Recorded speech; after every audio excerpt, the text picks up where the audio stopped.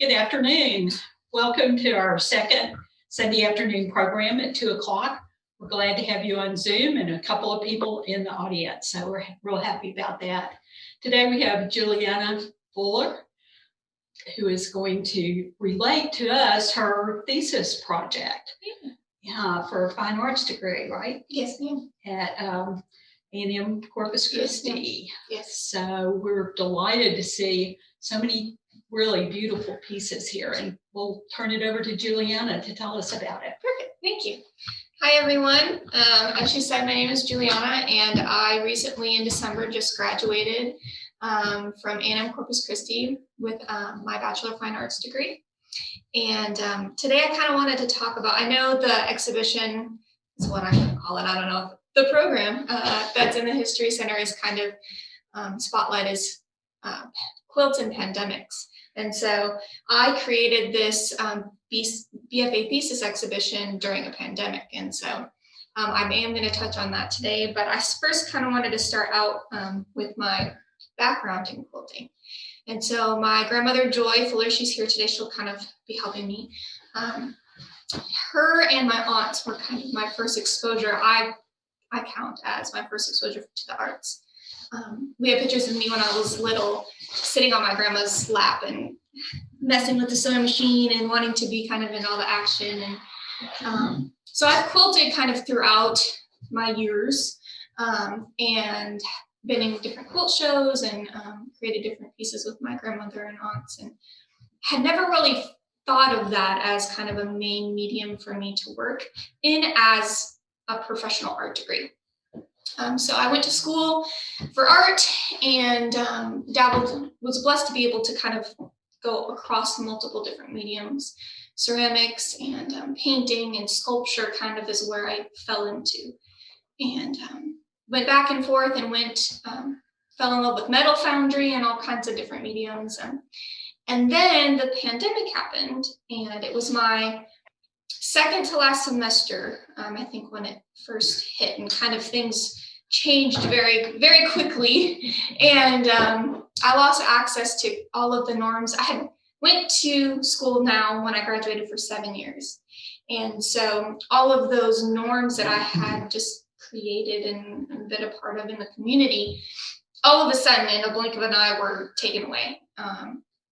I never realized how important in my own art making process, just being able to work in a studio with other artists, just having like bodies there was so impactful for me. Then transitioning into having to work in a solo environment, I can see the impact in my work. And so that environment of a studio was taken away. So I was faced with, what do I make? I knew my BFA thesis show, it's required when you graduate to have a solo exhibition. And I knew that was coming about, and I had to come up with this cohesive body of work. And I was like, oh my goodness, I can't really pour metal at home. So what am I gonna do? And I knew I was craving something kind of comfortable and familiar when that was so different in the experience that we kind of fell in with the pandemic. It was so unknown, and there were so many unanswered questions. And so I found myself looking for that comfort and that familiar. And I landed back in quilting and fabric and what that means. And I've done other pieces in the past in my undergrad with fabric. I have a fabric installation sculpture in the TAM-UCC library, so go check it out if you guys can. Which pandemic, right? How can that really work? But if you can, go check it out. And so I had so I have someone else coming in.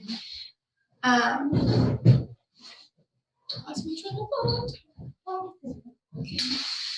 So I did fabric in my undergrad, worked with it in different applications, created a sculpture for the TAM-UCC library. And so that was kind of in my wheelhouse in creating, but I had never really thought to apply all that I had learned with my grandma and my aunts into this whole exhibition until I was faced with this unlikely situation. So I started doing tests and figuring out really what I and that's a big part of the thesis exhibition too. What do you want to say with your work? Like, what is this a culmination of? And for me, it was dealing with memories of all of my past, my present, and my future. And I could see that in my current work throughout my whole undergrad. Is this idea of memories and how much they play such an important role in our lives and shaping who we are. And as artists, how it shapes what we make. I remember starting out creating in school and trying so hard to remove myself from all of the pieces that I did.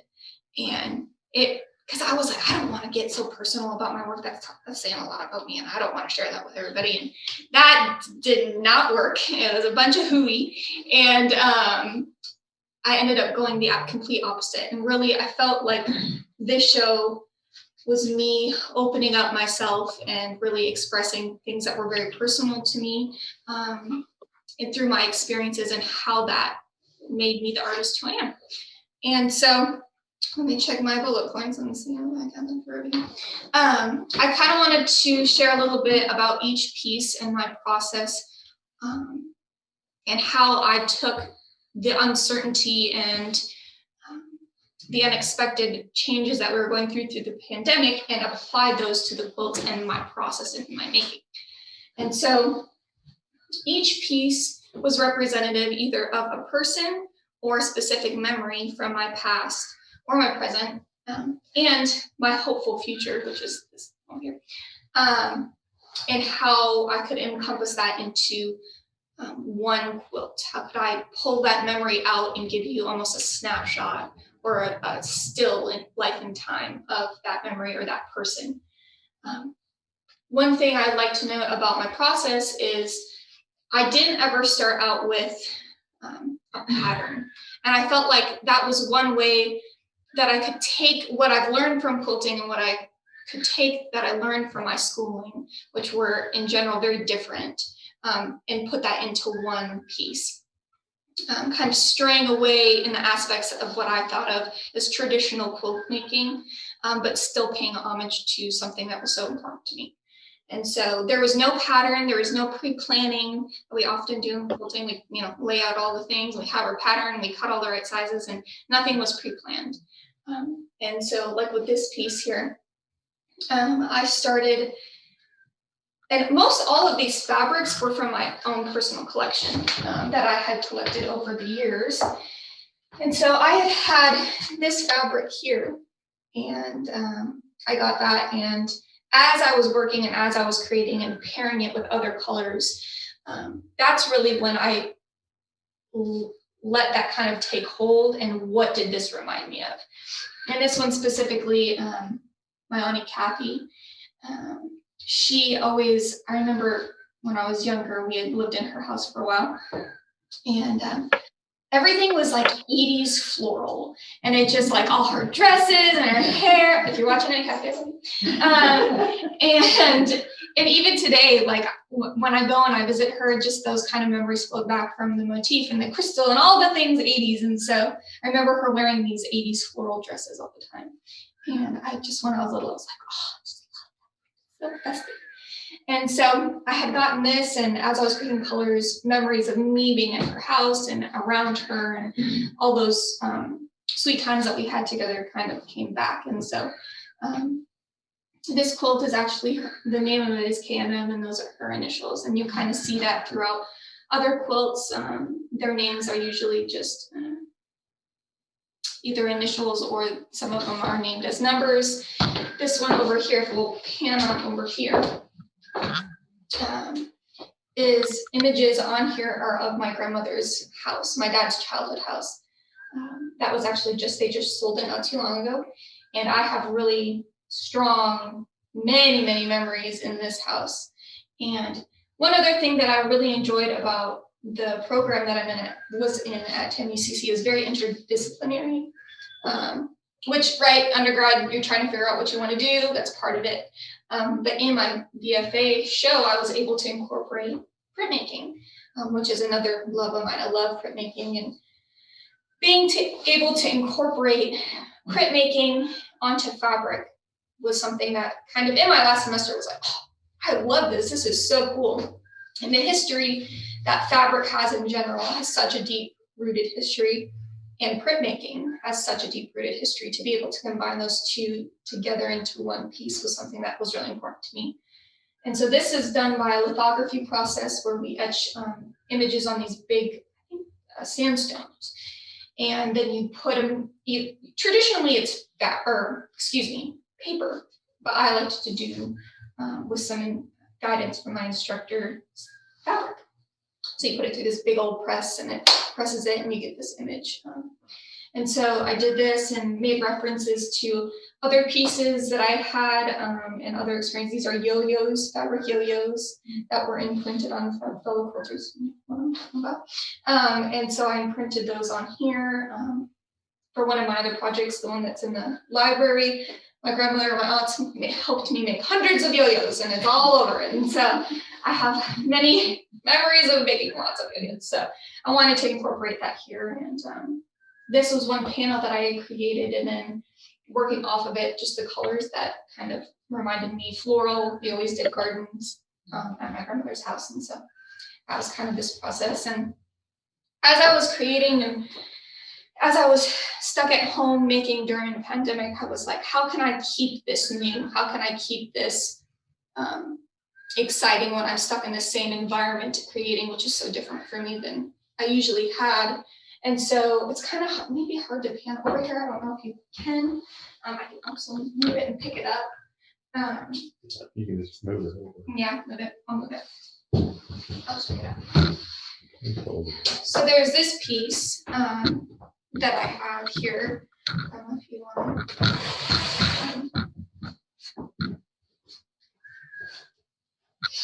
So I have this piece here, and I had taken a very, very large piece of material and hung it up in my mom's dining room and took watered down acrylic paint and kind of just went abstract fun and splatter painted and did all kinds of things to further kind of express myself in this time. And so I was able to incorporate this panel into this larger piece here.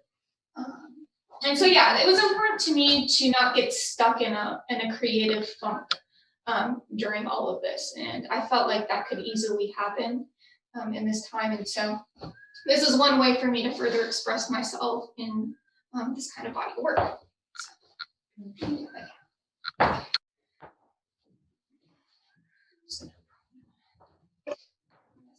And so all in all, in a culmination of this kind of work, there was a big aspect where the pandemic for sure changed my process and my thinking and how I viewed material. And I never knew when I started out doing this that there was going to be a shortage of fabric. Everybody was making face masks. And so I go to try and find I get all this going and be like, okay, I got all these colors, it was spontaneous, but there's really just, this one that I need. And I go and there'd be no fabric. And I'm like, oh my goodness, what do I do? And I initially planned to back all of them in black. And that, if any of you know, there was no black fabric for many months. And so trying to do different tests of how I can, incorporate that and not incorporate that. And so, yeah, it affected me and my process and my making in many, many different ways. And there was a piece in my show that was called Past, Present, and Future. And there's one of them here, and then there's two more here. Yeah, just hold on. Sure, yeah.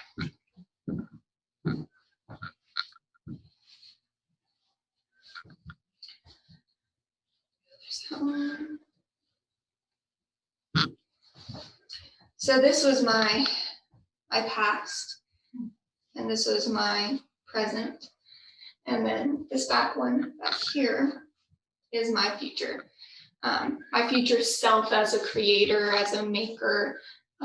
I wanted to pay homage to that because, I had so many experiences from my past in quilting and making that then now were affected through my current situation and my current processes and the things that I learned in school and how that affected my thinking and my making and definitely now I was able to incorporate that into quilting, this treasured craft, the sacred craft that I feel like has so much history, and it almost is kind of becoming a lost art. And I don't want that to happen. And so how can I present these things? How can I present this treasured craft in this kind of newfangled thinking of mine, and present it to maybe some people in my generation and be like, quilting's cool, let's try it out. Come on, let's do it together. And so this is my current situation and my current process making. And these colors back here in the back, this one here, I wanted to represent this kind of fiery self, this fiery, creative, independent woman that loves to make but still does it in a way that wants to pay homage to where she came from.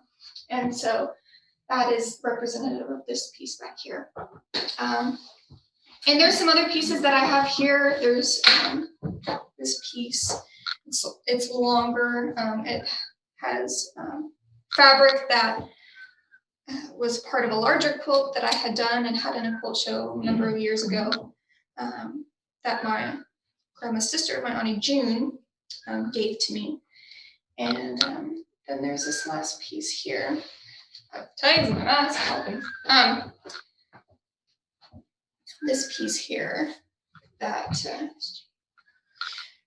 I have. And this one I titled my grandma's initials because buttons, and it's really representative, I felt, of our time together sewing. And so, yeah, this is kind of my culmination of work that I had for my thesis. And it was very different looking back than I ever thought it was going to be. But right, our situations and what goes on day to day shapes what our thinking and our process and all different types of things. And so I can see where the pandemic definitely influenced. But it was in this situation, I believe it was absolutely for the best, because this probably wouldn't have happened if, circumstances weren't what they were. But I really enjoyed all of the time that I've been able to have here, and the influence that I've been able to get from the Quilt Guild has been very impactful, getting to learn from them as well, and my grandma in this community. And so thank you so much. If you guys have any questions, I don't know if that's a thing that we do, but I have a few people in the audience or online, if you have any questions, I would. We brought the chat up, so if you guys Chat. out there have any questions, you can type them in. Or if you have any here. Tell me about everything is strips or stripes. Yes, ma'am. And so there was one aspect, initially it was kind of just happenstance of how can I keep this spontaneous process of choosing fabrics and cutting and going, and there was no planning of size or shape or anything like that. And so time and material, what was that going to best lend to? And so that's what it initially kind of turned out to be. And as I was making, I was like, these are kind of, I feel like almost like all of these pieces are a timeline I wanted to kind of create of my memories. And so I felt like these strips best aided to that idea of a timeline of memories that could go across my past, my present, my future. And so that's kind of what it kind of turned into. Thank you. Yes, ma'am. Yes. Yeah.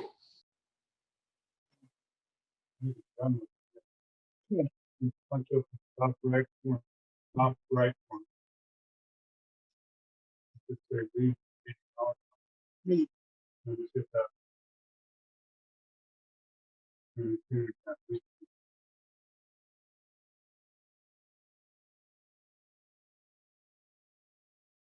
And so they were purposely, did this one, and this is a full quilted piece.